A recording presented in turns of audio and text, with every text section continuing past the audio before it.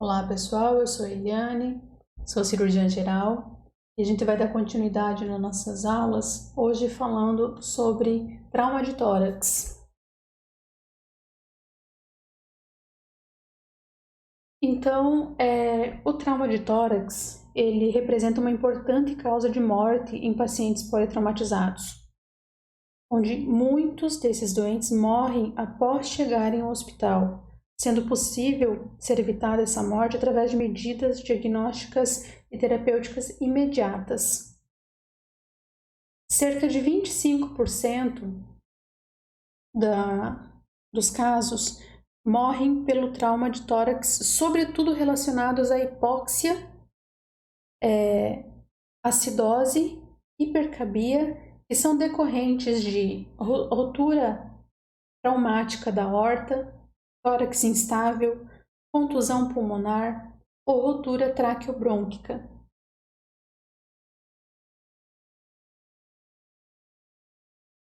Aproximadamente 80% desses traumas de tórax são resolvidos com medidas de drenagem torácica em selo d'água, passíveis de serem realizadas em qualquer hospital terciário por um médico que tenha conhecimento em urgências. Menos de 10% dos traumas requerem toracotomia. E de 15 a 30% dos ferimentos penetrantes irão para a cirurgia. Então, a grande maioria dos traumas de tórax são resolvidos com um procedimento simples e muito eficaz, que é a drenagem de tórax em selo d'água, a toracostomia. Aqui a gente tem uma tabelinha que classifica os doentes de tórax em instáveis, aqueles que vão apresentar morte iminente em 10 a 15% das vezes, são os instáveis, e os estáveis, que são aqueles que vão ser submetidos à drenagem de tórax, que vai ser tratamento definitivo em até 80% dos casos, e aqueles pacientes estáveis que a drenagem de tórax, primeiramente, não vai conseguir resolver o problema e será necessário, então, a toracotomia, de 10 a 15% dos casos.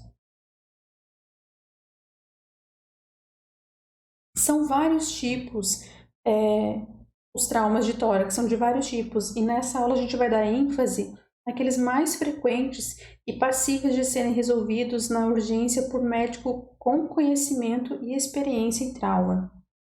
Então vamos falar hoje sobre as lesões superficiais do tórax, fraturas costais e externo, os tipos de pneumotórax aberto, hipertensivo e pneumotórax simples, vamos ver a diferença entre cada um deles, tórax instável, hemotórax, contusão pulmonar e trauma cardíaco, não tirando a importância dos outros tipos de trauma de tórax, lógico, mas são esses os que a gente vai conseguir resolver mais facilmente na urgência e que vocês vão se deparar, provavelmente vão se deparar aí atendendo como clínico geral e nas UPAs, nas unidades básicas eventualmente, então sabendo como agir, como dar o primeiro atendimento para esses casos já vão estar com certeza evitando algum desfecho mais trágico. Nos pacientes com as lesões superficiais ou as lesões superficiais do tórax, elas são tratadas do mesmo modo que aquelas lesões em qualquer outra parte do corpo. Se o ferimento não atinge a fáscia endotorácica ou o gradil costal, então elas são tratadas como qualquer outra lesão. É muito importante salientar aqui que a exploração digital ou instrumental de ferimentos superficiais deve ser evitada no tórax, em áreas principalmente de trajeto vascular ou em precórdio. Isso é pelo risco de sangramento de ferimento que já está tamponado e pneumotórax.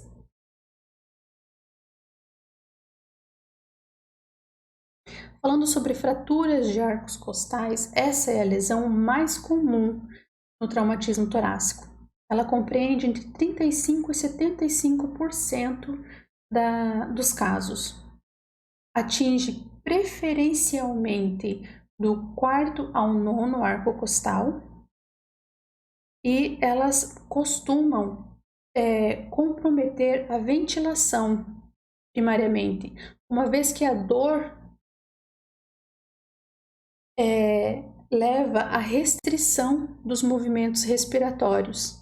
E isso leva à atelectasia, a diminuição da ventilação, a atelectasia e a consequente pneumonia.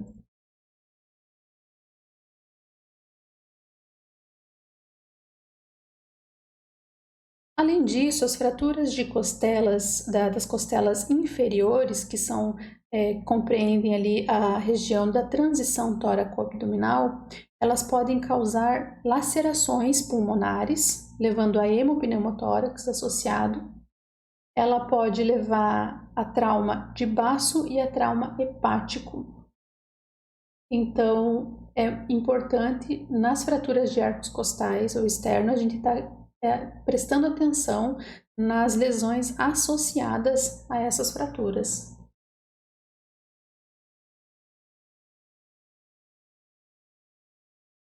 Quando uma fratura acomete o 1º e 2º arcos costais, além de fraturas no externo e clavícula, isso quer dizer que essa foi uma lesão que demandou uma alta energia biomecânica. E está relacionada a esse trauma deve se ter a suspeita de traumatismo importante intratorácico, como rotura de aorta ou contusão miocárdica. Então, prestar muito atenção quando houver comprometimento, quando houver fratura, principalmente do 1º e 2º arcos costais, externo e clavícula, que é uma região que denota, então, um alto impacto, e aí a gente tem que prestar atenção nas lesões associadas a essas fraturas.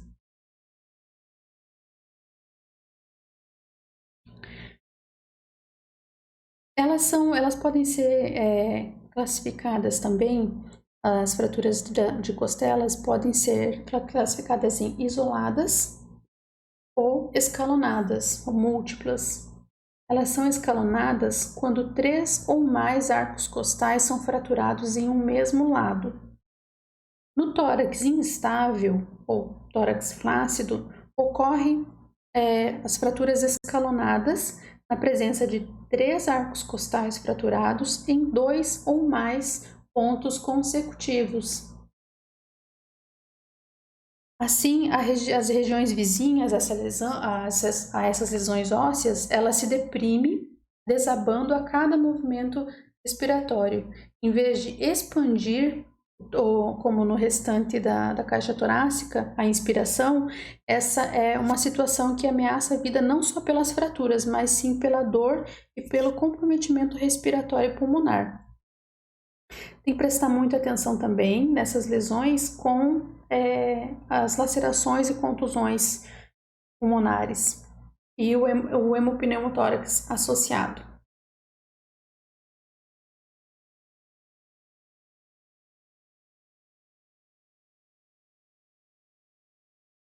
As fraturas do externo, elas representam até 4% dos traumatismos de tórax. E para fraturar o externo, para ocorrer uma fratura no externo, é necessário um trauma grave, de alto impacto, grande energia cinética para promover essa fratura. De tal forma que costuma haver lesões associadas graves e frequentemente letais. As vítimas mais jovens, elas possuem uma boa elasticidade da caixa torácica, que por sua vez, elas absorvem o impacto dos traumas sem desenvolver necessariamente fratura. Então, quando acontece uma fratura de externo, principalmente em doente jovem, a gente tem que lembrar que foi um trauma de alto impacto e prestar atenção especial nesses doentes. Os principais mecanismos de fratura do externo são o impacto frontal e a compressão direta, que é mais comum. Pode ser secundário também a fratura luxação da coluna vertebral. Aqui na imagem a gente observa a fratura do externo, que é justamente na transição do manúbrio, external em função da forte fixação do externo às clavículas. Então, esse ponto, ele é geralmente o ponto acometido pela fratura do externo. Ele costuma se deslocar anteriormente, cavalgando o segmento inferior. Então, geralmente é essa a característica da fratura do externo, que muitas vezes passa despercebida porque no trauma a gente faz o raio-x na incidência em póstero anterior, e a fratura no raio-x, nesse caso, ela tem que ser perfil, para poder ser observado a radiografia simples. Normalmente a gente acaba tomografando, o que acaba acontecendo é feita a tomografia, e essa fratura de externo, quando não demanda aí uma atenção maior pela instabilidade do doente, decorrente das lesões associadas, observada essa fratura a tomografia. Agora vamos falar um pouco do pneumotórax, partir para a parte do pneumotórax, falando do pneumotórax aberto, ou ferida torácica aspirativa. Ele é causado por uma solução de continuidade na parede torácica de diâmetro superior a 2/3 do diâmetro da traqueia. Quando isso ocorre, o equilíbrio entre as pressões intratorácica e atmosférica ocorre esse equilíbrio entre as duas pressões, e isso faz com que o ar passe preferencialmente de fora para dentro da cavidade pleural, uma vez que é o caminho menor, que vai oferecer menor resistência. A ventilação então fica prejudicada, é superficial, e o paciente acaba evoluindo com hipóxia e hipercabia. O tratamento do pneumotórax aberto, de imediato, pode ser realizado com o curativo de 3 pontas, seguido da drenagem de tórax. Então, como que se faz o curativo de 3 pontas? Eu acho que a maioria já sabe do que se trata, já viu fazer, pelo menos em algum livro, em alguma aula já devem ter se deparado com isso, mas o que é o curativo de 3 pontas? Nada mais é do que um curativo estéril, que tem que ser grande o suficiente para cobrir todo o ferimento, e ele é fixado com fita adesiva, criando uma válvula de escape unidirecional, onde no momento da expiração, que é o momento de maior pressão intratorácica, o ar sai e é impedido de entrar no momento da inspiração, que é o momento de menor pressão intratorácica. Entretanto, o curativo de 3 pontas, ele não é o tratamento definitivo, e assim que possível ou imediatamente após realizado o curativo de 3 pontas, a necessidade de realizar a drenagem torácica em selo d'água.